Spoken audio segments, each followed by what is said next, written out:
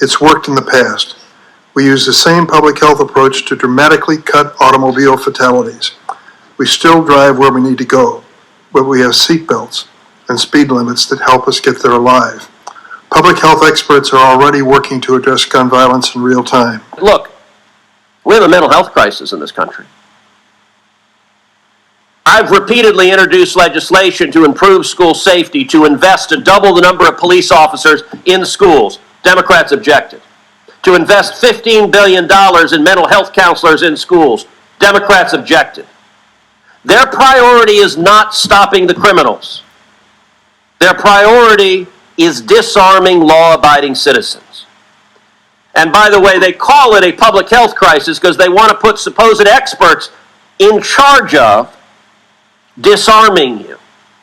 The Second Amendment in the Bill of Rights is not a public health crisis. What is a public health crisis is the crime rates that are skyrocketing because Democrats keep letting murderers and violent criminals out of jail. But Dr. Rainey, let me ask you a question in terms of public health.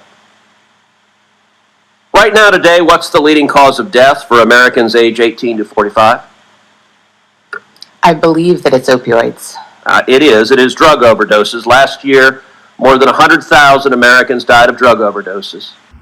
Trump removes gun violence as a health epidemic from the HHS website.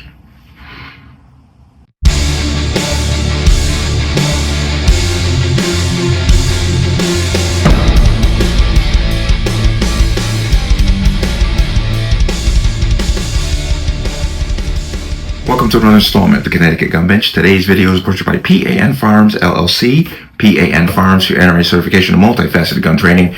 You can reach us at 203-300-6343 or use our website at www.panfirearmsllc.com.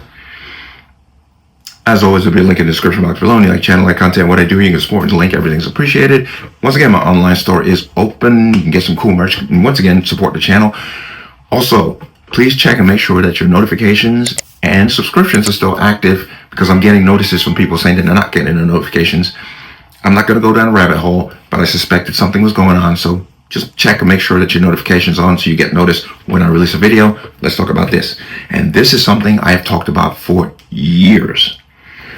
It goes way back 3 years ago, where the HHS and the CDC were trying to deem that gun violence was a health epidemic. Why were they doing that? Very simple. When you declare something a health crisis, it opens up all kinds of funding and angles that you can work. And at the end of the day, they were trying to use that as a way to get around the Second Amendment to then curtail gun rights by saying it's a health crisis, which means they can put restrictions. Think about COVID. What did they do? They shut down the country and basically told people, stay in your homes.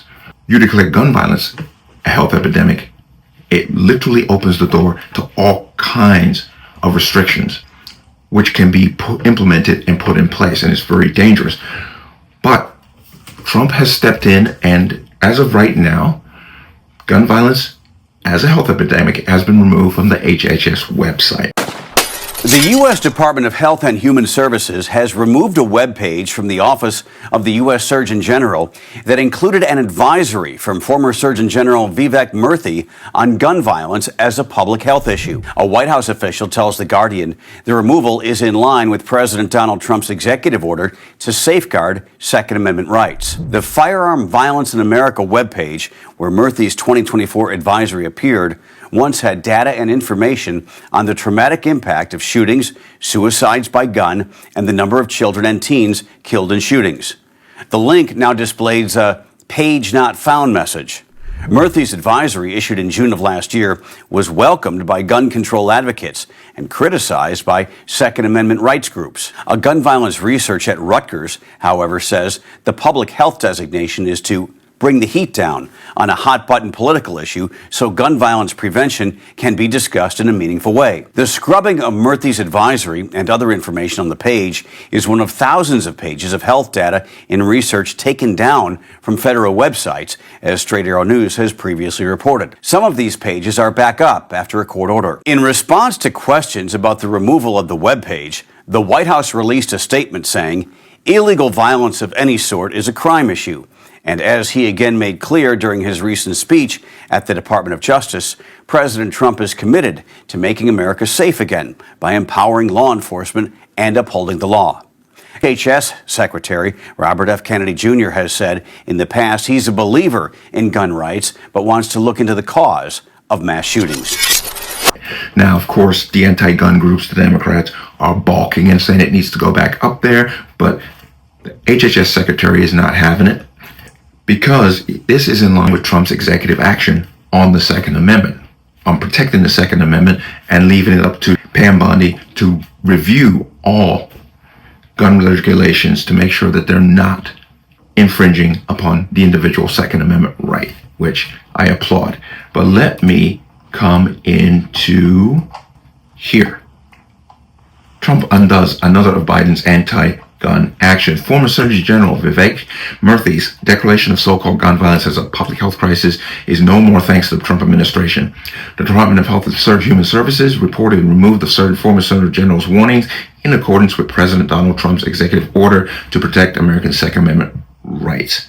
Quote, illegal violence of any sort is a crime issue, as he again made clear during his recent speech at the Department of Justice.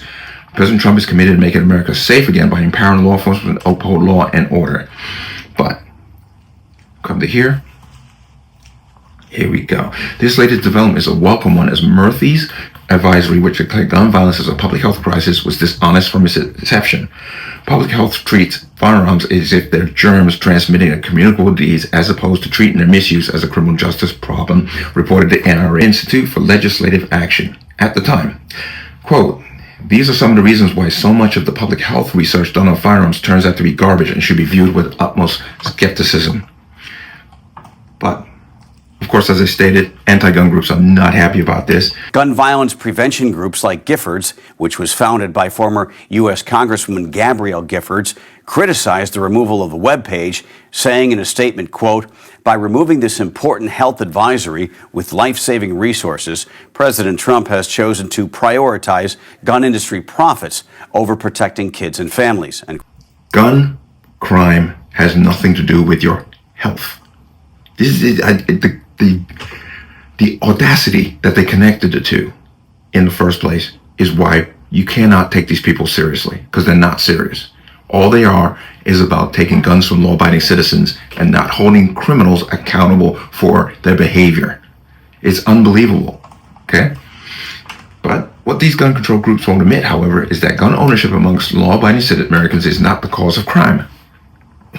Punishing these same law-abiding Americans will not solve or alleviate crime. We know this. This is just common sense, but here's the problem. This isn't about common sense. This is not about common sense, okay? Let me come out of here.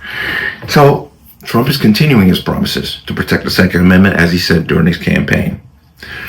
And this is just another step. As I said, I've spoken about this whole gun violence connected to a health crisis for years. And it's nothing more than a way to get around the Second Amendment. But realize that we have just been given nothing more than a breather, a reprieve. Because the next Democrat who comes into office more than likely will put all this garbage back. That's why grassroots activism is incredibly important, and we need to be on the ground all the time. All the time. 2026 is coming up. You better believe the Democrats are already pushing their game to get back the majority that they want. So, just keep that in mind. This is a long fight, and it's never over, and it never will be. But let me know what you think. As always, you can leave your comments in the comment section below. And as always, any statements of violence or statements that lead to violence will be removed. Please like, share, comment, subscribe. Don't forget to hit that notification bell so you're notified the next time the video goes live. I'm going to see you on the next one. Peace.